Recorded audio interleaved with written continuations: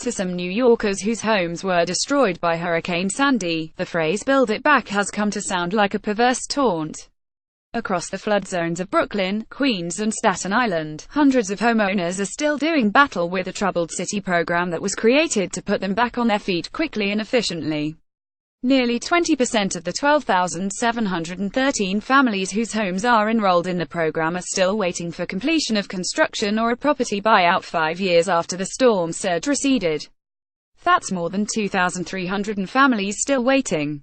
The cost to taxpayers of Build It Back, which pays contractors to repair storm-damaged homes or simply buys wrecked properties, has ballooned from $1.7 billion to $2.2 billion. Debbie Egan's New York Daily News. More than 20,000 owners of 1 to 4 family homes originally signed up, but the number dropped to 8,300 as applicants were deemed ineligible or didn't properly complete paperwork. Others simply gave up, frustrated by delays and red tape. As of this week, Build It Back had completed construction or bought out 7,200 of those homeowners. The other 1,100 are still working their way toward the finish line. The program has failed to live up to expectations for a long time. Mayor de Blasio vowed it would be finished by the end of 2016. That deadline came and went. The mayor promptly shifted blame, declaring the model behind the program, which began under his predecessor, Michael Bloomberg, was itself fatally flawed. Throughout the process, homeowners have provided a long list of complaints, from incompetent contractors picked by the city to bureaucratic arguments over what is covered and what isn't. One of the latest issues affects more than 50 homeowners who had been promised Build It Back would pay for full rebuilds of home elevations. The city then reversed course, saying the homes were no longer eligible and would get limited repairs instead. City officials pointed to a re-evaluation of eligibility under federal rules, but homeowners and elected officials said they never got a clear explanation for these reversals. "That's completely outrageous and unacceptable," said Councilman Mark Trager D. Brooklyn, who chairs the Recovery and Resiliency Committee. "They have the life literally in storage boxes. They moved out of their homes, they got a construction start date, and now we're being told, oops, sorry, we made a mistake." Angel's Ayas for New York Daily News. Joseph Williams, 50, of Howard Beach, Queens, knows all about it. Build It Back paid contractors to fix the storm damage to his single-family home, including buckling floors and a leaky roof.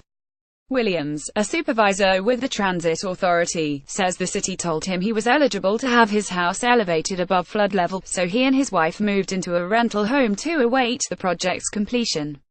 In April, the city said he was no longer eligible. At first, Williams said, the city claimed the house wasn't located in a flood zone. That turned out to be incorrect. Then Williams says he was told the city had reappraised the home's value upward, and it no longer met the rule that storm damage had to equal at least half the value of the house. "These are people's lives," he said. "We've been living in disarray since Sandy because we've been waiting on them."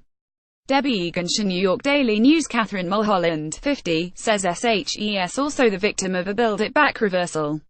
She says her Breezy Point single-family home was deemed eligible to be elevated, until it wasn't. Mulholland, a legal assistant, faced double devastation after her home was severely damaged by Sandy in 2012, and caught fire in 2014. The city said Build It Back could not pay for the reconstruction after the fire because her homeowner's insurance covered it. But she was eligible for an elevation to protect her home near the beach from future floods, according to the city. Yet not long after, city officials reversed course and said SHES ineligible because Build It Back didn't handle the earlier work. Angel's Ayas for New York Daily News. "I have done everything they have asked me to and more," Mulholland said. "I have lost my home twice now. I don't know what to do.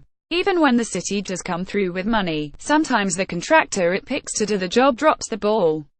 Dolores Mitro, 65, moved out of her 3-bedroom home in Gerritsen Beach, Queens, on April 22 as instructed by the city to allow the contractor it hired to elevate her home. She says she was told the job will take a year, but after she moved out nothing was done for 3 months. Now Mitro, who is diabetic and uses a wheelchair, is worried about how long she'll be out of her home. "I think the city has good intentions," she said.